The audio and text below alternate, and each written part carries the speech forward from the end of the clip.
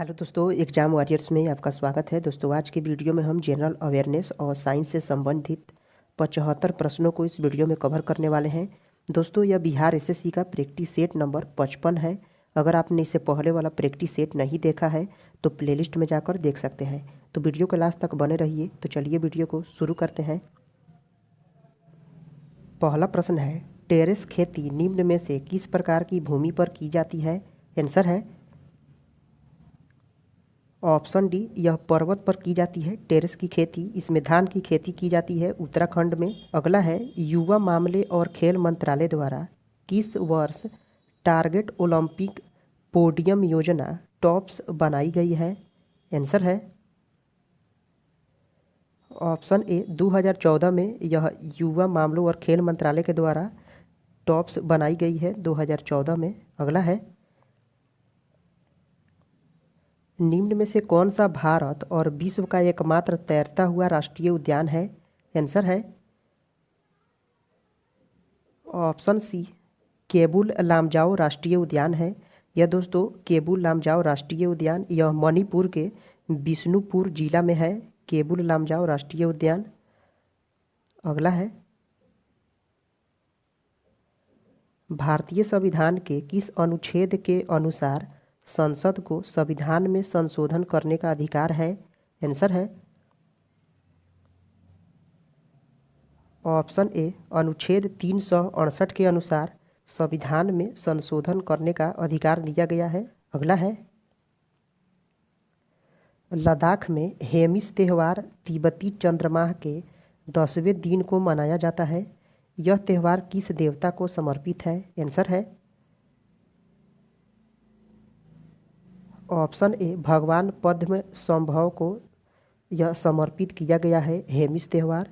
अगला है, भारत में पहला रॉकेट निम्न में से किस वर्ष में लॉन्च किया गया था? आंसर है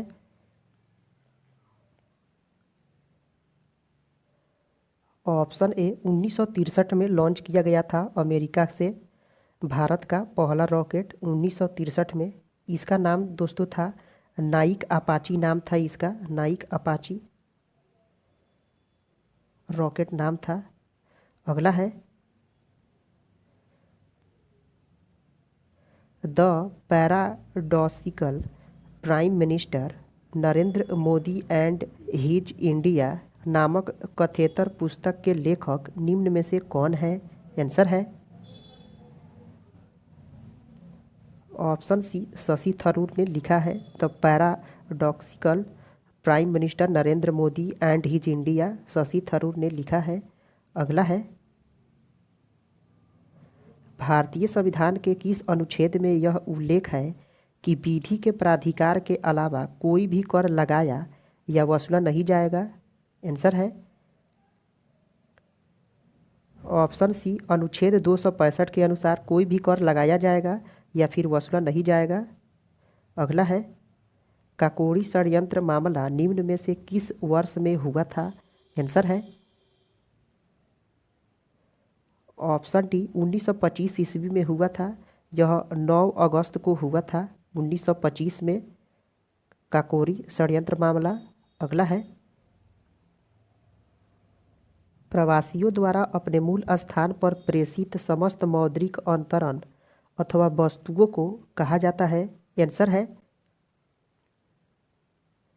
ऑप्शन सी, विप्रेषण कहा जाता है यानी रेमिटेंस कहा जाता है। यह प्रवासियों द्वारा अपने मूल स्थान पर प्रेषित समस्त मौद्रिक अंतरण और वस्तुओं को रेमिटेंस कहा जाता है। अगला है, इलाहाबाद में समुद्रगुप्त की प्रशस्ति कविता है या गद्य के रूप में लिखी गई प्रशस्ति जो आमतौर पर राजकवि द्वारा लिखित होती है, किसने लिखी है? आंसर है ऑप्शन बी, यह हरिसेन के द्वारा लिखा गया है। इलाहाबाद में समुद्रगुप्त की प्रशस्ति को हरिसेन के द्वारा लिखा गया है। अगला है, भारत सरकार ने निम्न में से किस तिथि को सुभाष चंद्र बोस की जयंती को पराक्रम दिवस के रूप में मनाने का निर्णय लिया है? आंसर है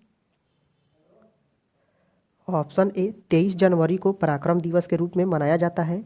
सुभाष चंद्र बोस का जन्म 23 जनवरी 1897 को हुआ था। यह कटक में हुआ था। कटक कहाँ है? उड़ीसा में है। अगला है,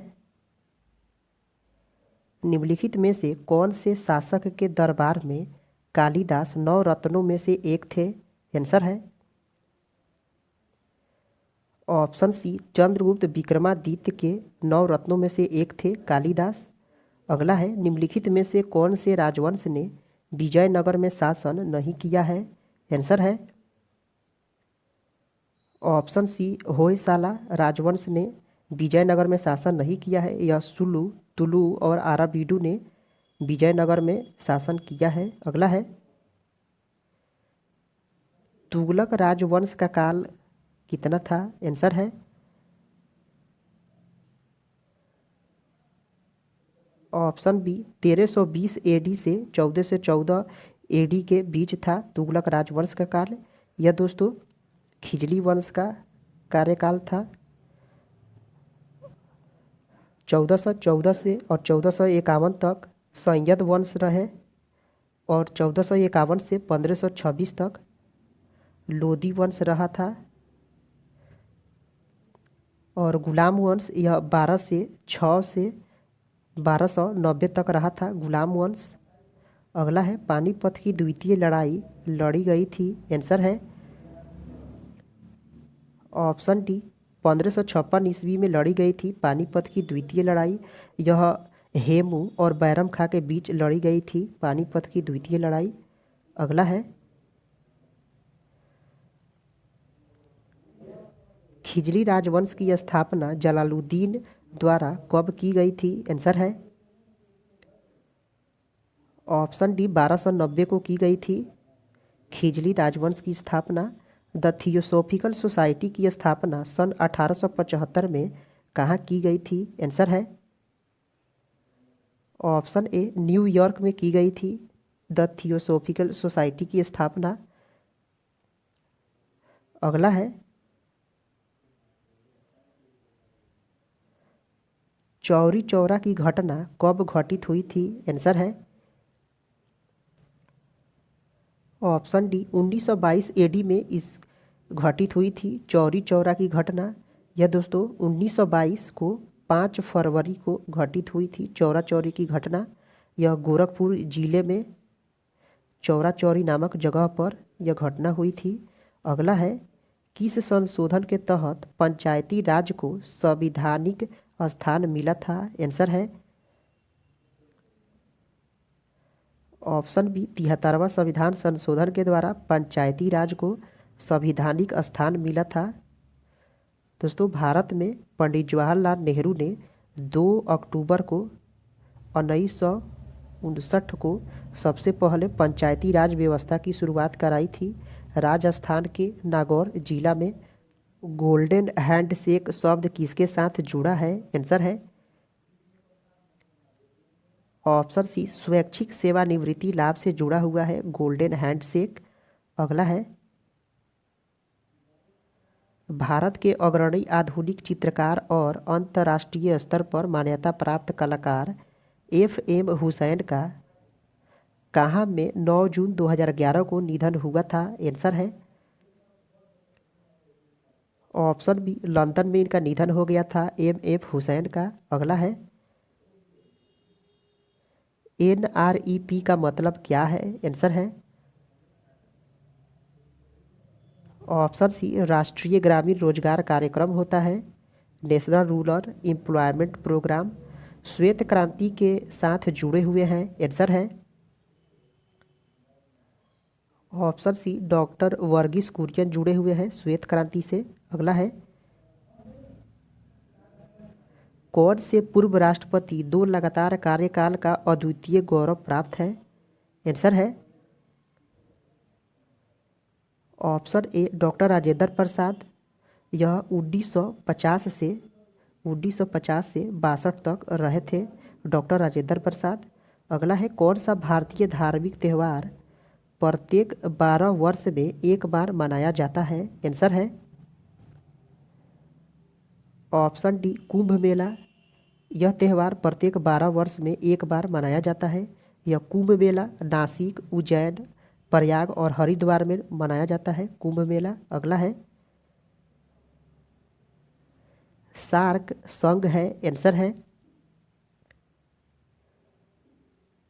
ऑप्शन सी दक्षिण एशियाई देशों का संघ है सार्क।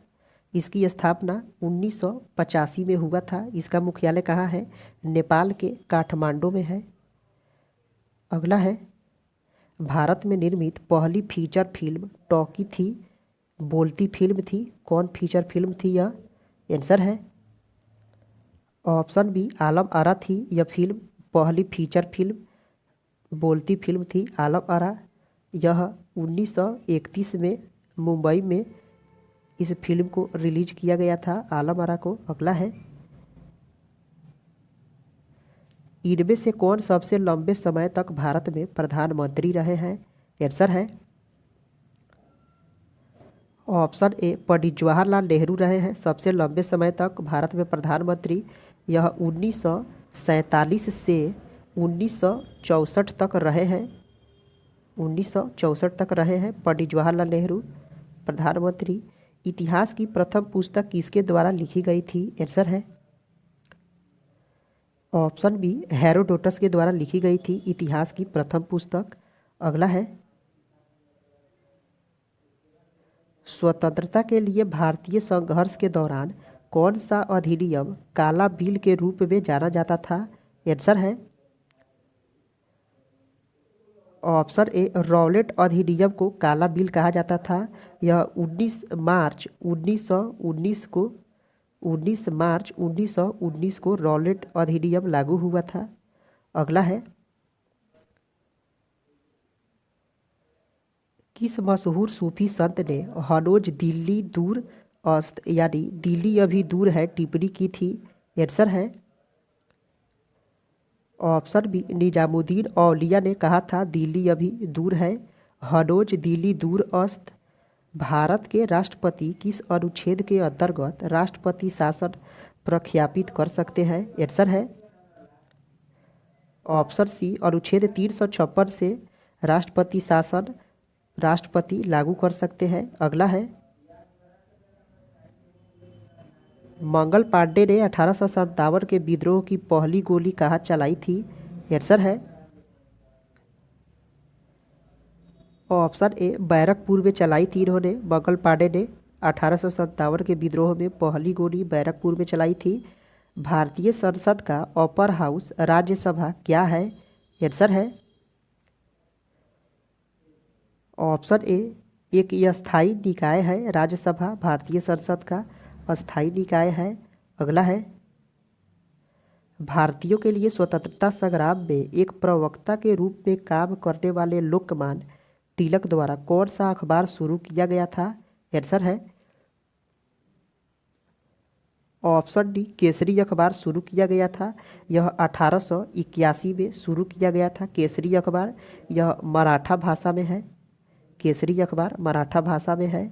अगला है किस राज्य को 1960 में महाराष्ट्र और गुजरात में विभाजित किया गया था? आंसर है ऑप्शन बी बॉम्बे को 1960 में महाराष्ट्र और गुजरात में विभाजित किया गया था।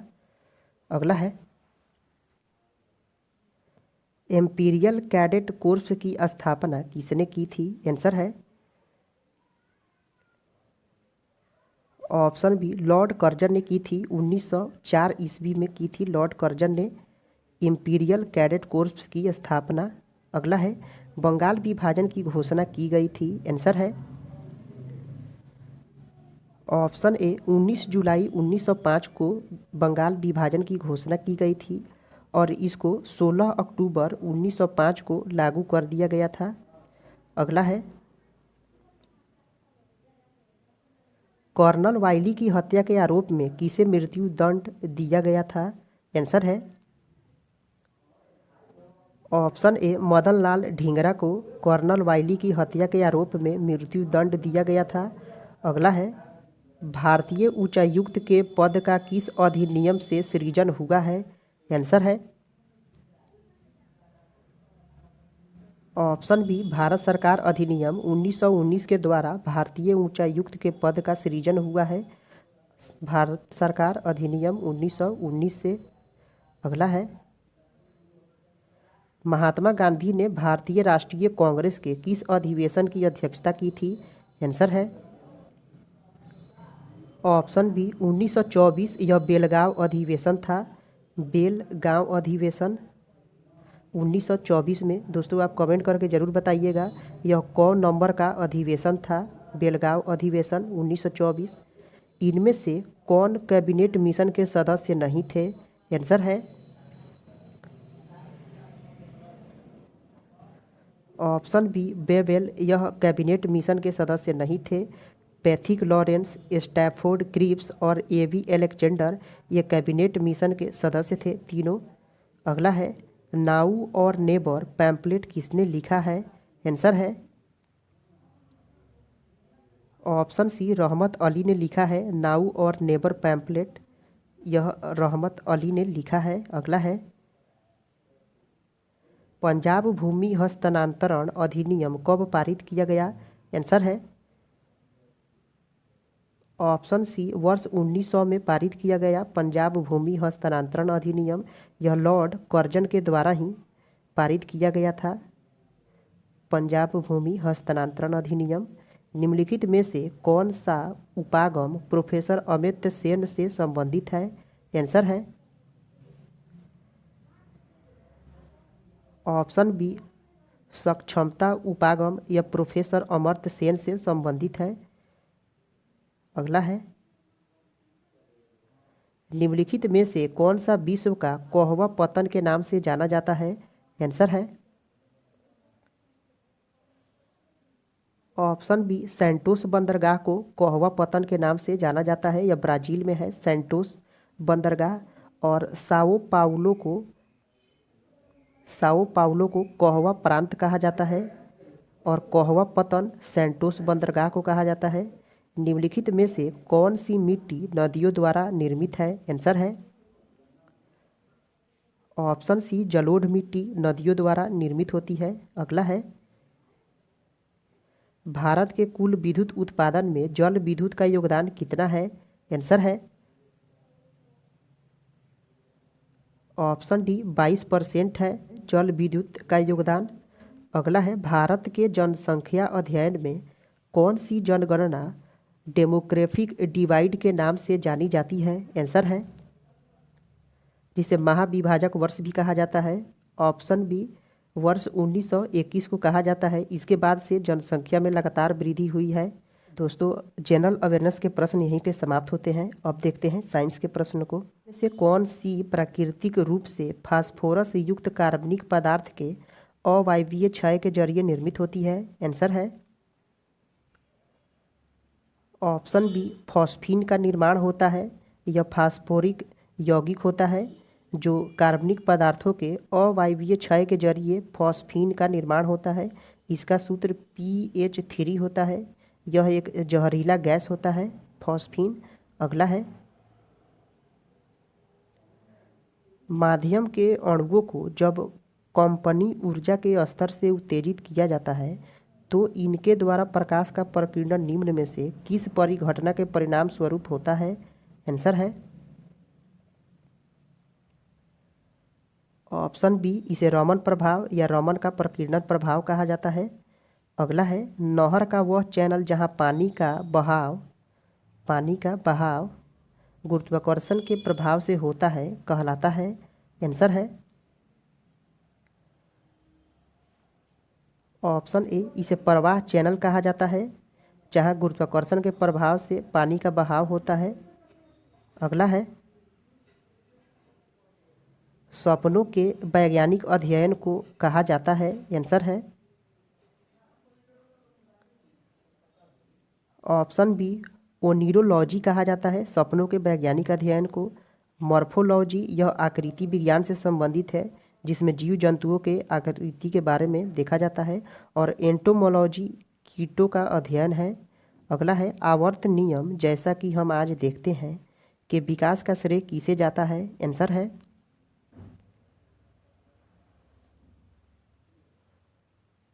ऑप्शन डी डेमेत्री मेंडलीव को जाता है। इसका विकास का श्रेय आवर्त सारणी का इन्होंने 1869 में इसका विकास किया था, आवर्त सारणी का, डेमेत्री मेंडलीफ ने। अगला है पीलिया यानी जॉन्डिस रोग किस अंग को बाधित करता है? आंसर है ऑप्शन सी, यकृत को यह व्याधित करता है, पीलिया रोग। सिफिलिस लैंगिक संबंध से होने वाला गुप्त रोग वह होता है, आंसर है ऑप्शन बी, यह बैक्टीरिया से होने वाला रोग है, सिफिलिस रोग। अगला है ब्लैक होल क्या है? आंसर है ऑप्शन डी, यह ढ सितारा यानी कोलैप्स्ड स्टार होता है, ब्लैक होल। इसके बारे में सबसे पहले मिचेल ने बताया था, मिचेल ने इसके बारे में सबसे पहले बताया था। अगला है भारत ने अपना पहला भूमिगत परमाणु परीक्षण कहाँ किया था? आंसर है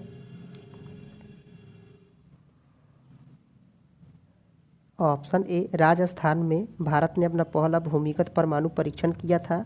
यह परीक्षण 18 मई को 1974 में किया गया था।